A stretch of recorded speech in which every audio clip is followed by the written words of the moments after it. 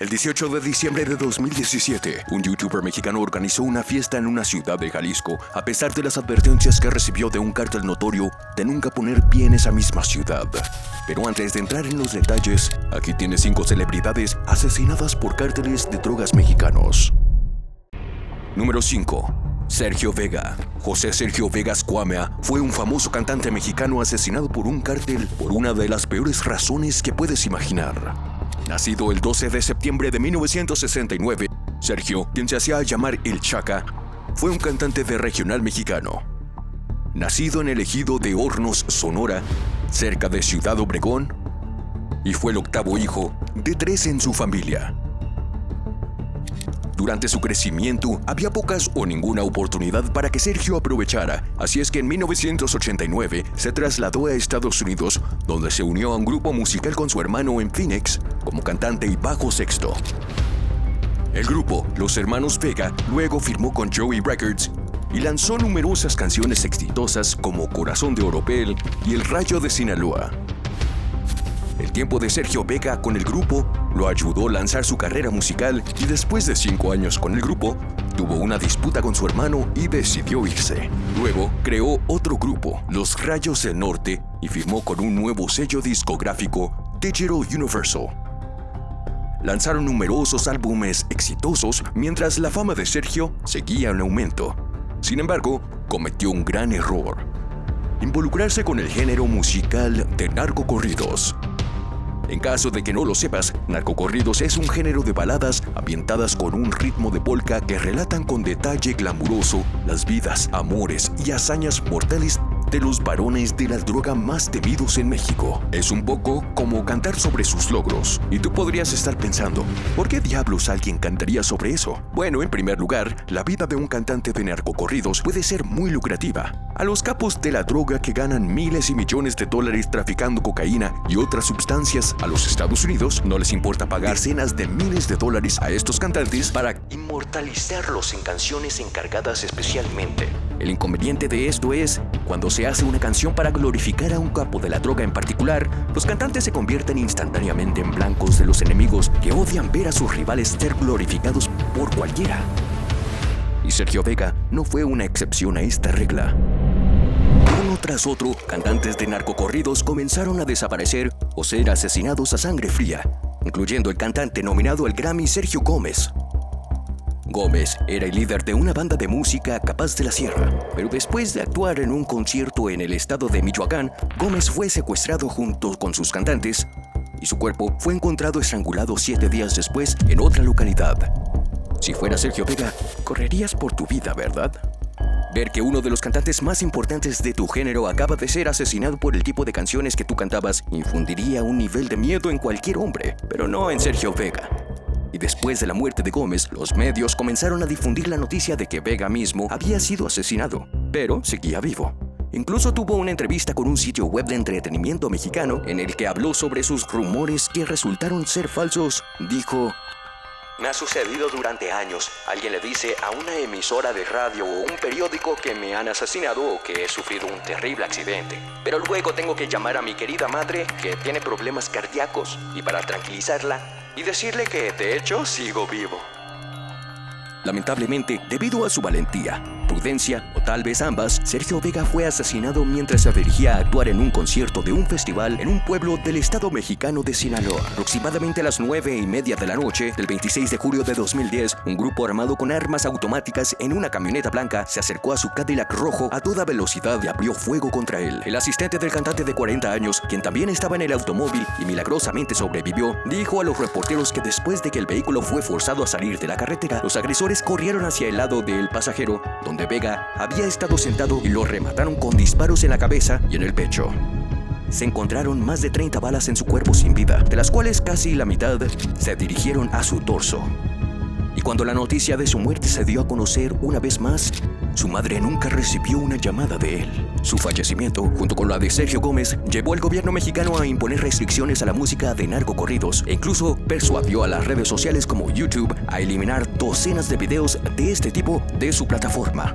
Sergio Vega fue un hombre que cantó las canciones que cantó por la fama y el dinero que le proporcionaban. Sin embargo, se negó a prestar atención a las repercusiones y supongo que es seguro decir que finalmente lo alcanzaron. Número 4. Juan Luis Lagunas Rosales. Lagunas era un youtuber mexicano conocido popularmente como el Pirata de Culiacán, sobrenombre que adquirió por su comportamiento impertinente. Nacido en Sinaloa, la infancia de Juan fue bastante difícil. Creció sin padre y su madre apenas trabajaba. Quedó al cuidado de su abuela, pero había muy poco que ella podría hacer en realidad. También vale la pena mencionar que el barrio de la infancia de Juan estaba a pocos kilómetros del famoso narcotraficante mexicano Joaquín El Chapo Guzmán.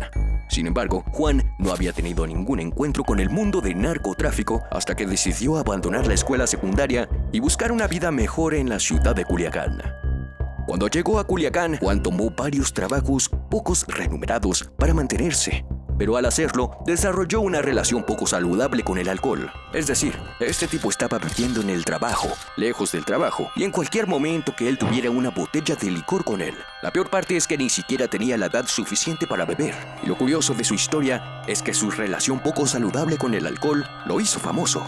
Comenzó un canal de YouTube en el que publicaba videos de sí mismo consumiendo grandes cantidades de whisky y cerveza, y luego mostraba su reacción al embriagarse. Por alguna razón, sus videos obtuvieron enormes cantidades de visitas y reacciones del público. También intentó añadir un toque de humor a sus videos, lo que lo hizo saltar a la fama en muy poco tiempo. Tenía 1 millón de seguidores en su página de Facebook y más de 300,000 seguidores en Instagram. Juan se volvió tan famoso que comenzó a aparecer en videos musicales y programas de televisión. A partir de ahí, la vida de Juan tomó un giro drástico para peor. Comenzó a publicar fotos en su página de Instagram que no fueron bien aceptadas por la comunidad más adulta, ya que este chico solo tenía 17 años. Se le veía con armas, autos de lujo y por supuesto mujeres muy hermosas que la mayoría de las veces estaban vestidas de manera provocativa. Y justo cuando crees que este estilo de vida debe haber llevado a Juan por el camino hacia ser asesinado, en realidad no lo hizo. En cambio, dio un giro de 180 grados después de conocer a un tipo llamado Beto Sierra.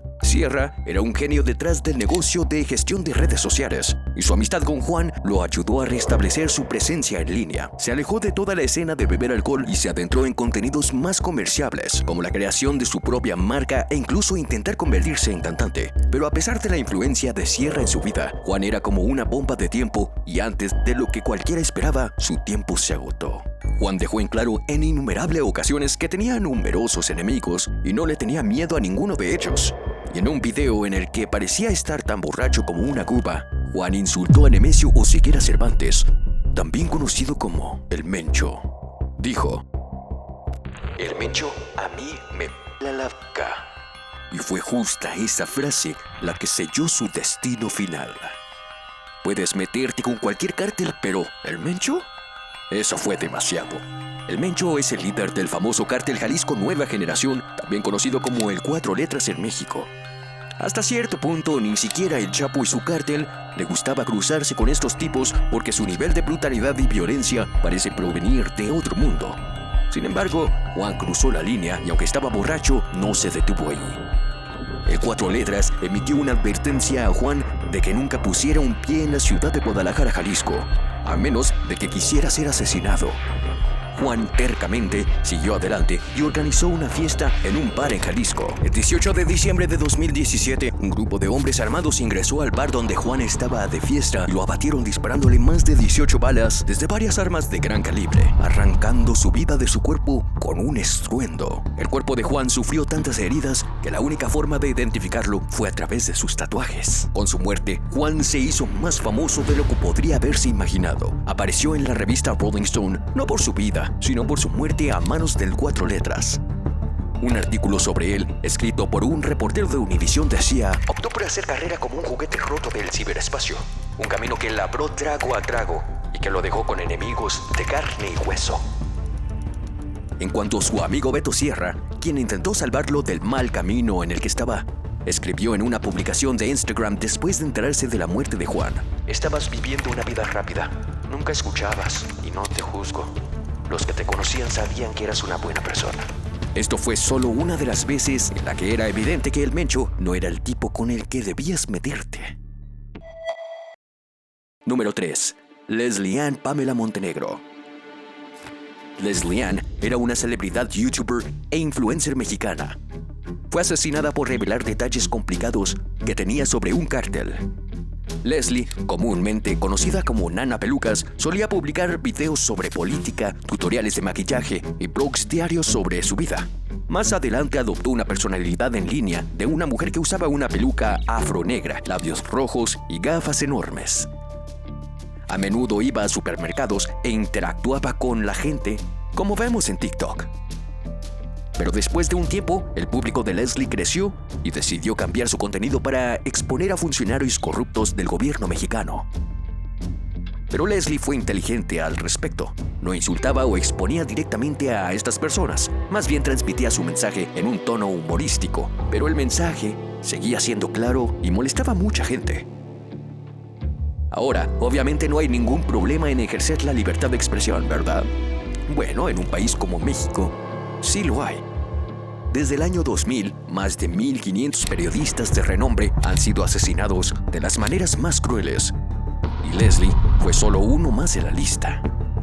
El camino hacia su trágico destino comenzó cuando inició a informar sobre las actividades del cártel más silencioso de México, el Cártel Independiente de Acapulco.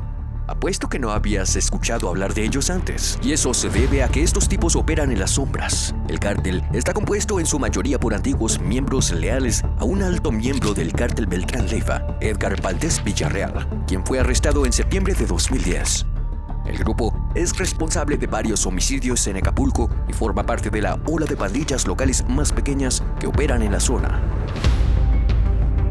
Después de que Leslie dio a conocer sus actividades al público, comenzó a recibir amenazas de muerte con pancartas arrojadas alrededor de los restaurantes que poseía, acusándola de colaborar con otros cárteles para exponerlos al gobierno mexicano. Sin embargo, Leslie negó rotundamente estas acusaciones, afirmando que no tenía afiliaciones con ningún cártel, sino que la información en su canal provenía de una fuente confiable. No dejó de publicar y supuestamente seguir exponiendo el cártel, convirtiéndose en una amenaza para su organización. Y así, el 5 de febrero de 2018, dos hombres entraron a su restaurante mientras ella trabajaba en su turno nocturno. Ordenaron 2 cervezas antes de abrir fuego contra Leslie. Le dispararon 3 veces en la cabeza, matándola al instante. Afortunadamente, uno de los sicarios responsables de su muerte, el Pipas, fue arrestado por las autoridades mexicanas. Sin embargo, aquí es donde la historia se vuelve interesante. Durante su juicio, el juez a cargo del caso desestimó los cargos en su contra, alegando que no había suficiente evidencia. Y créanme cuando les digo que había evidencia de sobra para condenar al Pipas. Es decir, que en este caso simplemente demostró que Leslie tenía razón al denunciar la corrupción en el país. Los cárteles tenían formas de sobornar a jueces e incluso altos funcionarios del gobierno mexicano para escapar de la ley. Basta con tomar un ejemplo, las fugas de prisión de El Chapo. Leslie murió tratando de exponer al cártel independiente de Acapulco, y no fue hasta su muerte que organismos extranjeros comenzaron a investigar los asuntos del cártel de Acapulco mismo.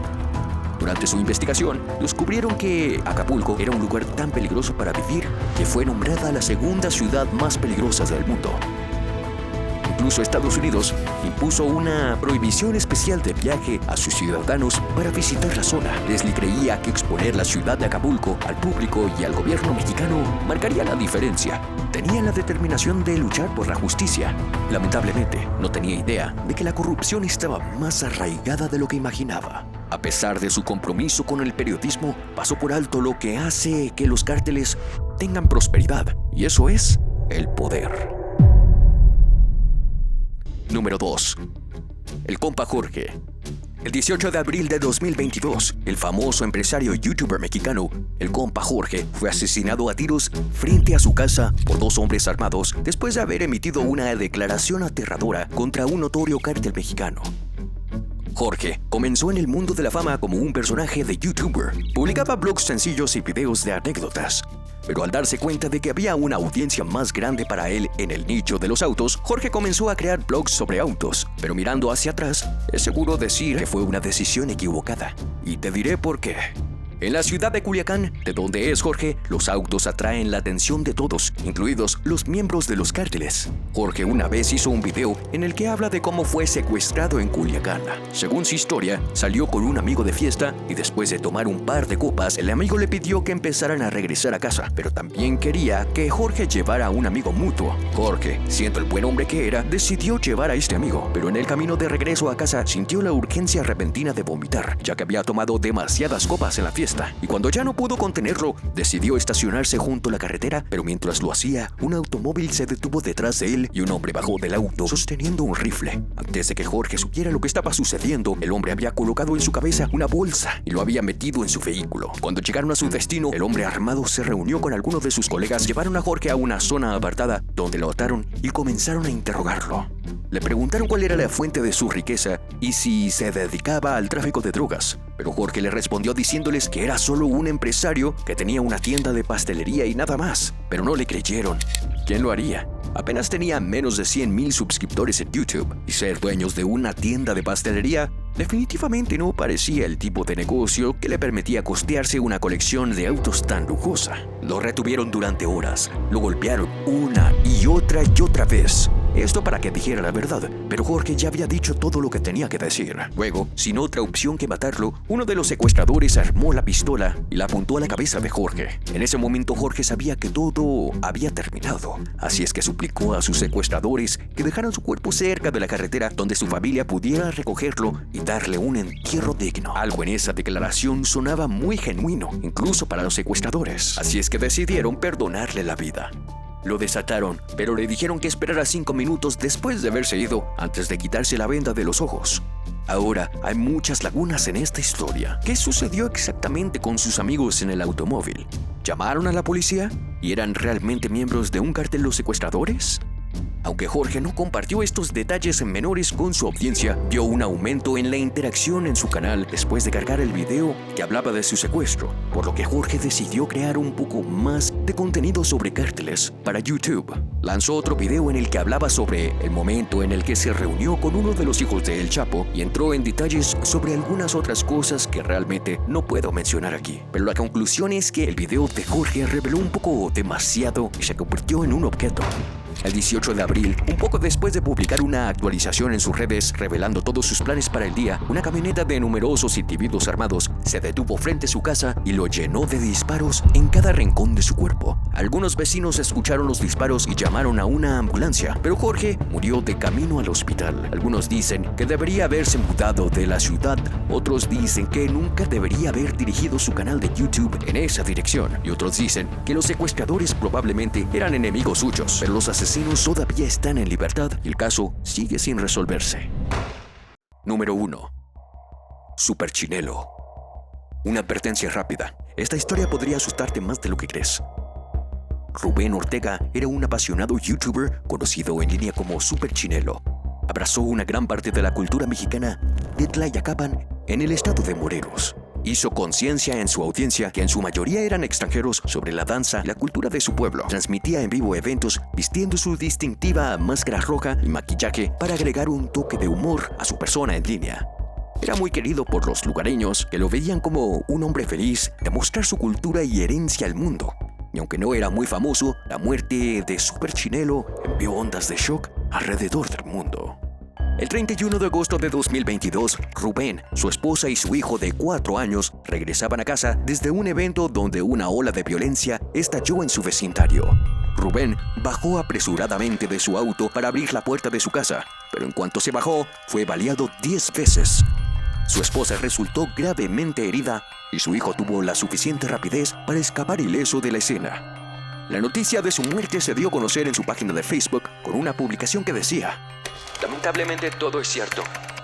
Nuestro amigo y colega Rubén Ortega falleció. Gracias por mostrar su apoyo. Ahora, la gran pregunta: ¿por qué lo mataron? Bueno, no hay una respuesta para eso. Rubén fue simplemente otra víctima de las circunstancias en la guerra continua entre los cárteles mexicanos. Algunos dicen que previamente había criticado a políticos corruptos en alguno de sus videos de YouTube, y esto podría ser la razón de su asesinato. Aunque no puedo decir con certeza si eso es cierto o no, la muerte de Rubén hizo que todos sintieran resentimiento contra contra el gobierno mexicano. Este era un hombre que no había hecho nada malo.